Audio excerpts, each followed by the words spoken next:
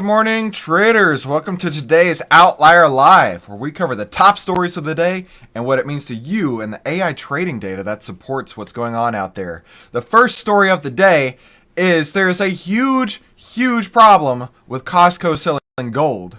The second story of the day is CVS went woke and is going broke. And the third story of the day, Bidenomics is a complete and utter lie. All of that and more on today's Outlier Live. Costco is selling gold bars, but there's a huge problem with it. And I hope you are ready to learn what that problem is. Because if you want to go get those Costco gold bars that everybody's talking about, you're going to have to pay up. You're going to have to pay market price plus a little bit extra, right? A little bit of margin on top. But the real problem with this is that you can't buy any of them. They're selling out so fast, nobody's able to get their hands on them. They're putting in the orders, and then before they get the chance to actually click the buy button, sold out. Hey, if you're just tuning in, my name is Christopher Yule and cover the biggest headlines of the day and what the AI trading data says about it. And if you're interested in that too, be sure to definitely hit the subscribe button down below and start trading with AI today. Go to ovtlyr.com to see why outliers win. Now, if you are one of those people who thinks that the economy has some issues out there, you're probably one of those people who are also looking to buy some of these gold bars. And Costco members have left reviews of the 24 karat gold bars, and the reviews are glowing. People are loving them. They're saying, hey, I am so stoked with my purchase of gold from Costco. And Costco's reportedly selling out of the shiny item even before they get listed online, right? I'm sure that there are plenty of people out there who can't wait to get their hands on these gold bars. And it makes total sense, right? Gold is they call it a store of value. And people are being pretty smart with this, right? You can get the Costco credit card, and you can actually buy the gold on a credit card. Now, you're limited to just 2, but you're going to get like 2 to 4% back depending on what credit card you have. So it's like you're making money right off the bat with these gold bars. But unfortunately, gold does definitely go up and down in value. And even though if you're putting that on, you may be paying a small 1% premium to get that gold from Costco. So you may be up maybe 1 to 3% or so. But if the price of gold starts going down, your plan to make some easy money with the gold bars may not work out so well. But it's not just that, right? Older people, the boomer generation, you could call them that, love gold because they really feel that gold is where they can safely protect their money. And so people buy up these gold bars every chance they get. In fact, my father-in-law, before he passed away, he was a boomer, and he didn't really believe in the banking system. He thought there were lots of issues in the banking system, lots of issues with China, lots of those like typical tinfoil hat type people. But one thing he did do was he put all of his retirement funds in literal gold, into actual physical gold. So when he passed away, he had a safe full of gold coins like we didn't even know about. And so there's a lot of people who are probably thinking of, hey, this could be my retirement fund. I need to start buying these gold bars as much as I can. Let's see. It says that they're pricing them between $1,949 and $1,979. So basically $2,000 an ounce, right? And you can pick between either one of these. They've got the African refinery, I think it said. The Rand refinery has these elephants on it, and then the Pamp refinery, the Swiss supplier, has this design on it as well. Additionally, I truly appreciate that it came in secured packaged in a sealed container, ensuring its purity and safety. All in all, fantastic purchase. I'd highly recommend it for anybody seeking out quality gold bars. And reviewers have noticed the intricate designs and praised it for its quality. Well, that's great and all, but they're not buying it just because they're beautiful gold bars. No, they're buying it because they're afraid that the economy is going to crash. Let's be realistic here. People are buying these gold bars because they feel like the soft landing that the Fed is trying to engineer, they don't think that that's actually going to be happening. They really think that there's going to be a crash on the horizon, and a really easy way to help protect themselves is by hoarding gold. So they're doing it with these new gold bars from Costco. Let's take a quick look at what the AI trading data says about Costco. It's actually been on a nice run lately, but we just got a sell signal yesterday. So if you're a Costco shareholder, now may be the time to go ahead and get out and take those profits while you have it. In fact, this signal return has generated 135.97% return. So if you're interested in getting these signals and access to this data, go to ovtlyr.com to see why outliers win. Now let's go see what the internet has to say about this, right? We've got a lot of people with a lot of opinions here. Not Jerome Powell. He says, I bought them all. And this person's saying the gold bars are not refundable, but these diamond rings are. We're definitely getting ready for a hard landing.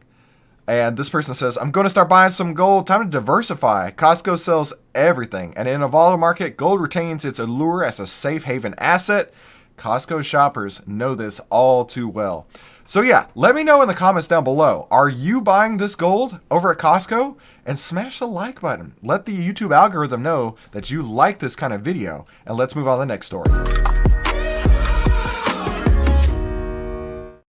CVS is closing 900 stores by the end of 2024, and a lot of it has to do with woke policies. Now, what are these woke policies that are hitting them? It's being easy on crime, and that's not necessarily a CVS woke policy, but the woke policies still in the cities where they're having to close these stores, they're still intact, right? The comprehensive retail overhaul includes the closure of hundreds of stores across the country, changing consumer behaviors in the wake of COVID-19, which has accelerated the shift towards online shopping and coincided with the surge in retail crime. When I first read that, I thought to myself, changing consumer behaviors and retail theft surge because of COVID. That's actually how I read this. And I was like, what? So they're blaming retail's theft surge on consumer behavior changes. Okay, well, I guess that's the new life that we're living in. And it certainly is if you're living in one of those woke cities and those woke states that are easy on crime. That they're going to put somebody away for 5 years for burning a flag, an LGBTQFI, I don't even know anymore, kind of flag. But they're going to let somebody out in 18 months after they do a horrendous, violent act on somebody. Or you can just walk into a store, steal it, and nobody's even going to chase you down these days. Hey, my name is Christopher. You only cover the biggest headlines of the day and what the AI trading data says about it. And if you're interested in that too, be sure to definitely hit the subscribe button down below and start trading with AI. Go to ovtlyr.com to see why outliers win. And now what we're looking at here is a new retail footprint strategy, aka we done messed up. We put too many stores everywhere. And this is just like what's happening at Target. I don't know if you heard, but Target said they had a $500 million loss due to theft, due to crime. And CVS is looking at this like, we're already getting our butts whooped because of all this crime. We don't need to be adding any more to it. We need to just start cutting it out. But on top of that too, right? How many times do you see CVS stores right across the street from a Walgreens or right next to a Walmart? Nobody needs more CVS's. In fact, the CVS that's right down the corner from me, which is not the same as the other CVS that's right down the corner from me. Where I live, I literally have 2 CVS's in 1 mile. And that's not an exaggeration. I don't need 2. I think we could shut down 1 and be just fine. But the CVS that I normally go to, whenever I need to have photos printed or whatever, that's literally the only reason I go there, because they don't take my insurance. So I can't even go to CVS for the pharmacy aspect of it, which is the entire point of having a CVS on the corner, is a local retail corner pharmacy, right? I can't even go there because they don't take my insurance. I only go there to print photos, and I could just as easily go the other one because they print photos too. Nobody needs 900 more CVS's, so CVS is saying, we're done. We're out of here. We're taking it down right now. And I get it, right? Consumers are favoring convenience and safety of digital commerce. Simultaneously, brick and mortar retailers have grappled with escalating incidents of shoplifting, impacting in-store sales. We just talked about how Target's lost $500 million because of retail shoplifting. But realistically speaking, I would much rather pull up my phone, go on Amazon, and just order what I need, and it'll be here tomorrow. I'm good for that. In fact, I did it this morning. I drive a Tesla, and this morning, the tires needed a couple pounds of air. So I grabbed my inflator, and I went to plug it in, and the inflator died. And I'm like, oh man, that sucks. but I'll just get a new one on Amazon. So 10 seconds later, it's going to be coming tomorrow, and I'll be just fine. I don't have to go to CVS. I don't have to go to a brick and mortar retailer to get what I need. And a lot of that has to do with the fact that it's convenient. It's handy to have it there on my phone. And listen, I don't want to deal with these people. In fact, most of the time when you walk into stores now, it's self-checkouts. So they don't even want to deal with you. They don't want you as a customer. They don't need you as a customer because they're somehow figuring out how to run their business by losing $900 million or $500 million in retail crime. So they're like, maybe we'll just go online. But I got to tell you, if they're going to go online, they better figure out a way to beat Amazon at its own game. And we all know that that's not going to happen. So let's go take a look at what the AI trading data says about CVS. We got a sell signal literally yesterday on CVS. So if you are already in CVS, now may be a great time to take those profits and hit the road. In fact, this signal return gave us a 9.38% return. So if you want to get access to this data, head to ovtlyr.com to see why outliers win. Now let's go take a look at what the internet is saying about CVS closing their stores. Hey, they're making big moves into shifting market dynamics, right? And I think this person just kissing some butt. The moves are just cover-ups for losses in retail cover-ups for loss in retail sales due to online vendors and a tremendous amount of theft. That's right. Online vendors don't get robbed the way retail stores do, but they still get robbed plenty. Call it white-collar crime, right? Is enforcing the law just not possible anymore? They're closing these, and they admittedly say because of crime. So is enforcing the law just not possible anymore? It's not possible in those woke places where they're shutting the stores, so that's why they got to go. This person says, this is why we can't have nice things. And I agree. If you think that CVS definitely needs to be figuring out a new way to make money, because they're not going to be able to compete with Amazon, smash the like button and let the YouTube algorithm know that we're tired of this crap. We're tired of this woke ideology. We're tired of all this crime, and we're tired of stores having to close because they can't even enforce the laws in their own backyards. Bidenomics is a complete and utter lie, and if anybody is telling you differently, do not believe a single word that they say. And this is just the data. Government statisticians are quietly revising down Bidenomics. So whenever I do these videos, I generally like to research this a little bit before I talk about it. And I like to Google the tweet and see where the data is actually coming from, who's talking about what, right? What's the actual story here? We got a problem. We got a real problem. Bidenomics, which is the Biden administration's catchphrase for how great they've made the economy. If you try and figure out what's going on out there, government statisticians quietly revise down Bidenomics. It's literally the top line of this. Everything on here, everything in Google says Bidenomics is working. Biden remarks on the economy. Why Bidenomics is working so well. They are lying to you, and they are using the search engines to cover it up. This is a fact. This is not manipulation. This is not hyperbolic statements. This is truth. They don't want you to know that things are worse than they are. The worst example of this I saw was one of the economists that work for Biden was saying how great it is that credit cards just passed $1 trillion of debt. Hey, the economy's strong. People are excited to go out and buy new things. No, dude. The reason that the credit cards are hitting new all-time highs in their balances is because people can't afford to buy regular daily life. People can afford what they need to just get by. So they're having to rack up credit card debt. You can't tell me that credit cards hitting all-time high balances is a good thing when inflation's out of control and we can't even buy groceries without having to rack up even more credit card debt. They don't want you to believe that.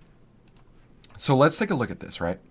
No, well, now that nobody's looking, the BEA, I don't know, Biden Economics Administration, I guess, revised down the past 3 years of data. Now they admit inflation was worse, growth was lower, and government spending is taking over the economy. Inflation was worse, Growth was lower, and government spending is destroying the economy. Biden got a downgrade in 7 out of 10 of the quarters so far, while Trump got a quiet upgrade. Consumer spending growth was cut in half, and now they admit the mini recession last year was even deeper. This person here goes on to talk about just how lying the administration is, just how full of crap they are, just how much they want you, as what they consider the sheep out there, to not know exactly what's happening.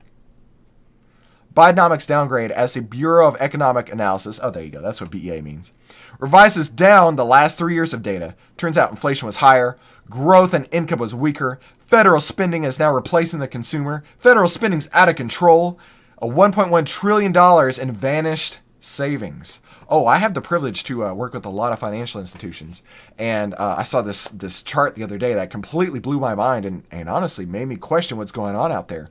They showed how savings, checking balances, money market balances, and IRA balances are all tracking down. All tracking down. That's not a healthy economy. A healthy economy is all those growing.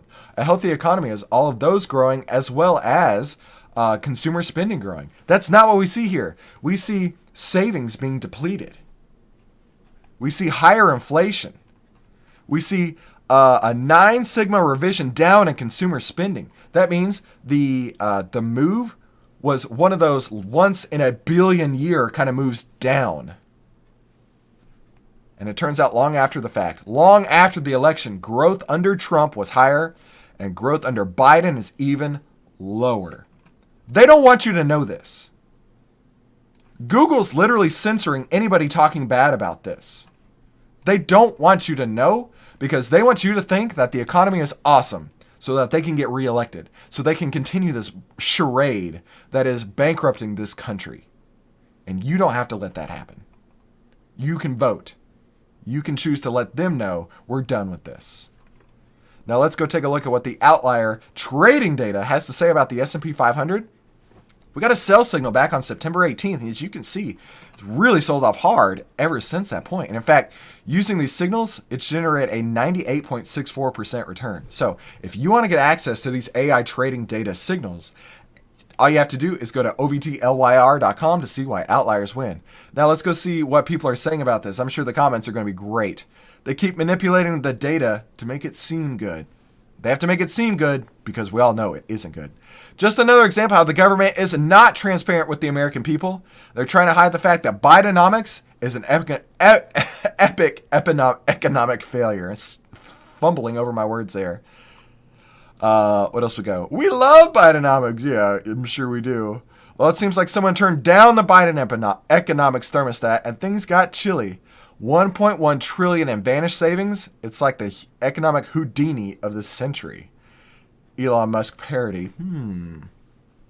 Yeah, I guess they don't teach integrity at statistician school. Why would they do that? When they can just make up the numbers and let you know, hey, everything's hunky-dory, everything's amazing. Just trust us. We have the best interest for you in mind here.